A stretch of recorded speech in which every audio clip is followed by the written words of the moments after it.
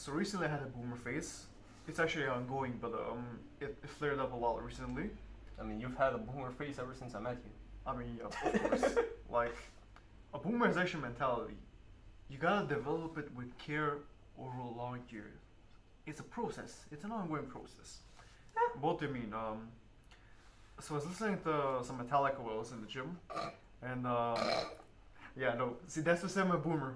And one came on, Okay. and I don't know if you remember the music video. I don't.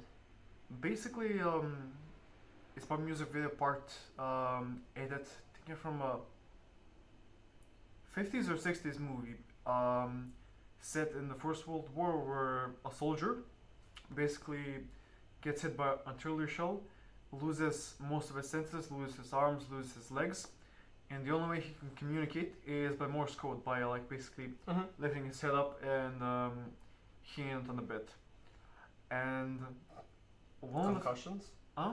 He's talking through concussions? Thankfully, he has a pillow. Oh, No arms, no legs, but has a pillow. Well, I guess life isn't that bad, right? Hey, some people He don't could- even have yeah, a pillow. Exactly. So what happens? He starts talking in Morse code, and the only thing he keeps repeating is SOS, kill me. Like, that's the only feeling left. He even narrates it in the movie/video. If I had legs, I could run away. If I had arms, I could kill myself. If I had a voice, I can speak so I can keep some company to myself. Why won't they just get over with and kill me? And that's what really sparked this next question. When is it okay to euthanize someone? Like, what extent? And is it something that I'd say is like a right? Something that should be earned? Or are there certain conditions that like basically should make you eligible for euthanasia? Like from the get-go?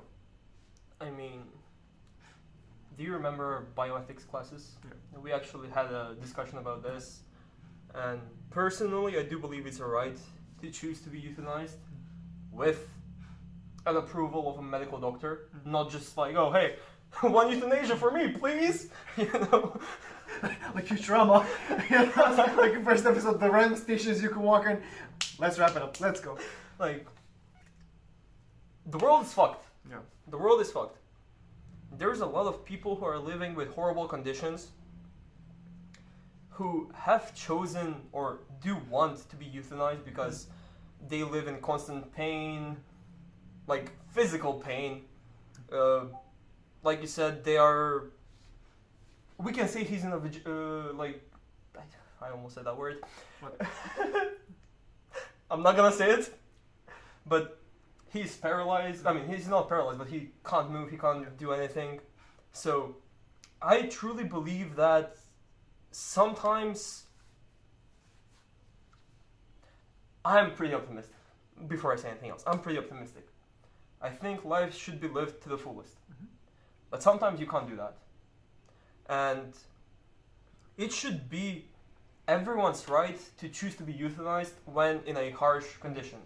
Like, if you're in a coma, let's say, and chances are slim of survival, blah blah blah, I truly believe once you become 18, I truly believe euthanasia with, of course, proper guidance by medical staff should be everyone's right. But I once you mean, turn 18, If you're in a coma, that's not really an no, option. that's what I'm saying. When you're 18, you should be able to make the decision. Like, you can become an organ donor, right? Yeah. You can choose to become an organ donor.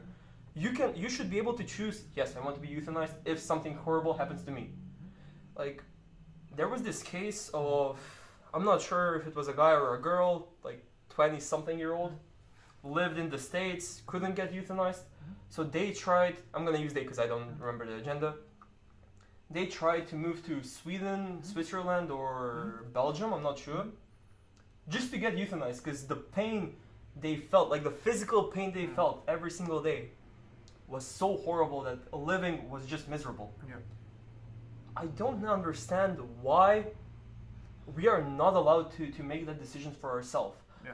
If you can't put up with the problems you have faced, medical problems you have faced, you should have the right to be euthanized. And that's my honest opinion. Like, it sucks. The people around you are gonna miss you. But again, sometimes choosing to not be alive is better than to just suffer. You know? I get you. I don't agree with you because I understand like the individual perspective and all that, but I think it's more appropriate to look at it as a societal problem because let's be honest, most of the people that would choose to get euthanized are just not right in their head. That's what I'm saying. There should be a medical reason. I know, but here's the thing. I really question a lot of doctors' credibilities when it comes to giving these sort of diagnoses or claims or assessments.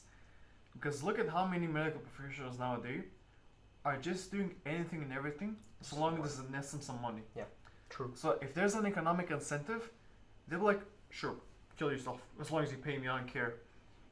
And that's why I think it's a societal issue. Because I don't think individuals are capable or even should be eligible to decide that for themselves. I don't even think a professional should be eligible and capable to decide that for yourself. I think there should be a general consensus in the society which objective conditions warrant euthanasia. Okay. Here's my problem. Where do you draw the line? Is it like, okay, in case like an accident, you fall into a coma, there's low chance of you awaking. Do you draw it there? Do you draw the line in it? Someone is so depressed that they can't function normally? I get you. Or do you go further back and like, okay, someone with a medical condition, a mental medical condition, who has to receive assisted living for the rest of their life.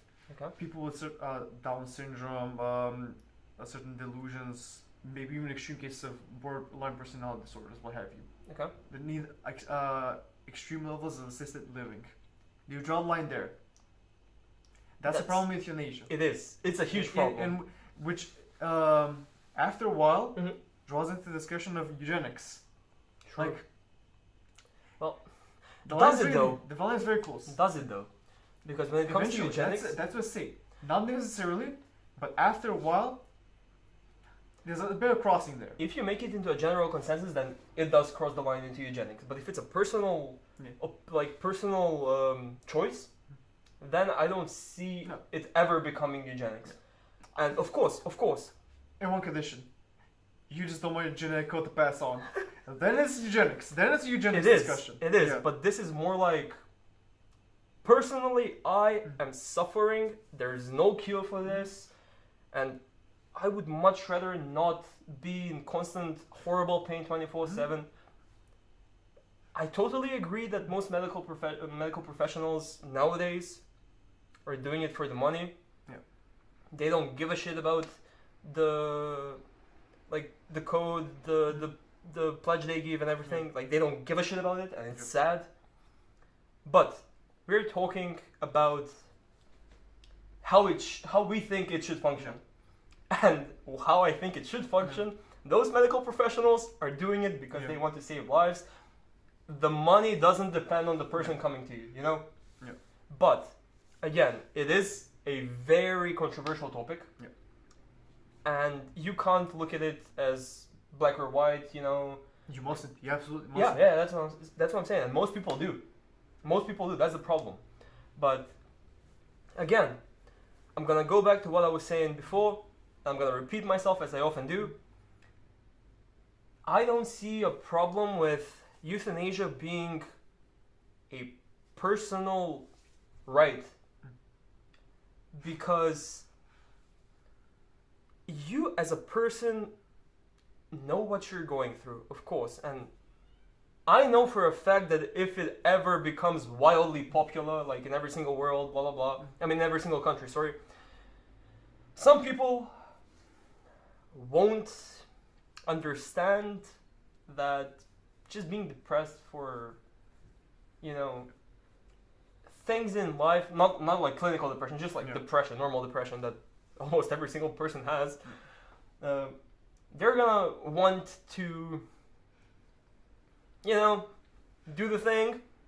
And that's why I think in my perfect world, if the medical professionals are professionals instead of money hungry parasites, yeah, then you could easily draw the line between what is okay and what is not okay. I'm gonna go back to the what's it called, to the example I gave earlier about the person. They know the pain they feel, and of course the medical, we don't. So it's easy for us to be like, oh no, you shouldn't choose euthanasia, you have so much to live for. But if living existence is actual pain, what's the point? You know, what's the point? So again, I strongly believe it should be a personal right, but it should be heavily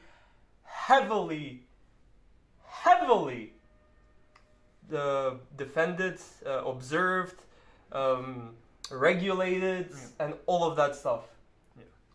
But that's just my theory, a euthanasia theory.